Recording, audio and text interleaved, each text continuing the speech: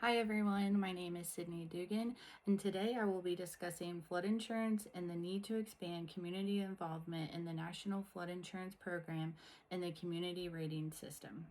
Expanding community involvement with the National Flood Insurance Program and community rating system will be a more effective approach for managing flood risk than relying on premium increases.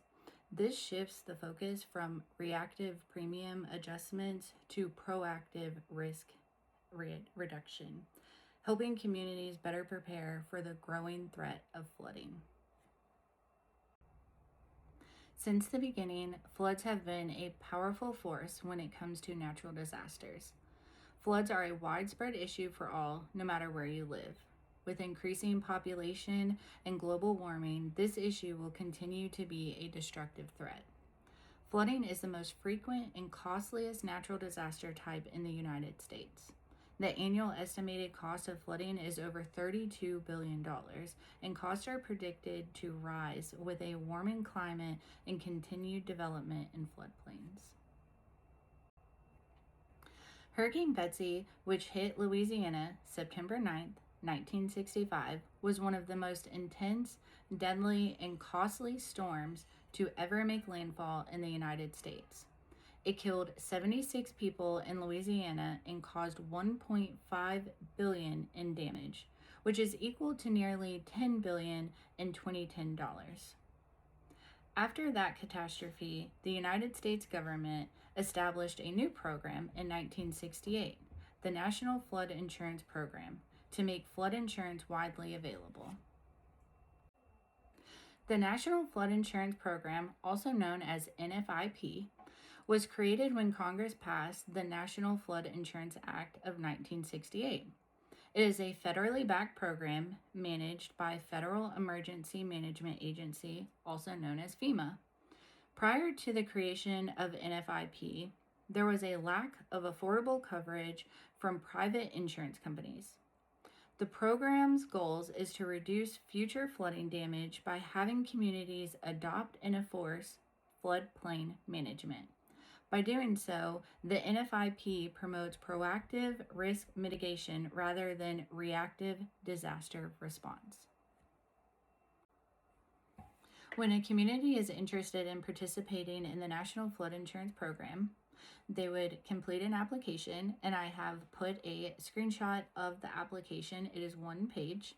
They would adopt a resolution of intent to participate and cooperate with FEMA, and they would adopt and submit a floodplain management ordinance that meets or exceeds the minimum NFIP criteria. The Community Rating System, also known as CRS, was created in 1990 and offers discounts from 5% all the way to 45% depending on the class your community is in. There are 9 classes, and the class the community is in depends on the points the community receives from 19 credible activities they can do. The CRS activities are organized in 4 categories: public information, mapping and regulations, flood damage reduction, and warning and response. Under the National Flood Insurance Program's pricing approach, the CRS discount is applied to the full risk premium for all NFIP policies in the regular program in a participating community, including policies outside of the special flood hazard area. The NFIP's community rating system is a voluntary program that gives incentives to communities for floodplain management in exchange for flood insurance discounts. The main goal for CRS is to reduce flood damage to insurable property, support the insurance aspect of NFIP, and to strengthen floodplain management. Participation in the CRS program remains low, and part of the reason for that is the cost of implementing these risk mitigation measures. Examples of what communities can do to participate in CRS is enforcing stricter building codes, like having at least a 1-foot freeboard requirement for all residential buildings, Another example would be the community minimizing future flood damage by having routine maintenance on levees and pumping systems. Pushing for more involvement on the community for NFIP and CRS programs would help mitigate the risk of future flooding. It would also make it more affordable for policyholders. Hurricane Katrina caused devastating damage in New Orleans in 2005. Hurricane Katrina was responsible for over 1,800 deaths, with people still missing to this day. Hurricane Katrina caused flooding in more than 80% of the city of New Orleans, which resulted in billions of property damage losses.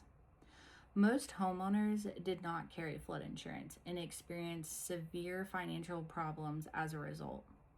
The flooding caused by Hurricane Katrina was mostly due to the levees being topped and breached. There were actually 50 breaches. Since the 2005 tragedy, many agree that more could have been done with the levees to better protect the people from this. The devastation in New Orleans exposed critical weaknesses in the city's hurricane protection system and spurred a sweeping transformation in how the Corps managed flood risk. During its post-Katrina investigation, the Corps became concerned that many of the weaknesses it saw in the levees and flood walls in Louisiana might exist elsewhere. Hurricane Helene hit Florida, Georgia, South Carolina, and North Carolina in September 2024 and caused flooding in Virginia, West Virginia, and Ohio. Hurricane Helene caused major flooding in western North Carolina, with water levels reaching record highs, even higher than the Great Flood of 1916. Participation in the National Flood Insurance Program for western North Carolina was very low before Hurricane Helene hit. Many attribute the severity of the flooding in western North Carolina to climate change. Most homeowners did not think flooding in the mountains was a risk to them.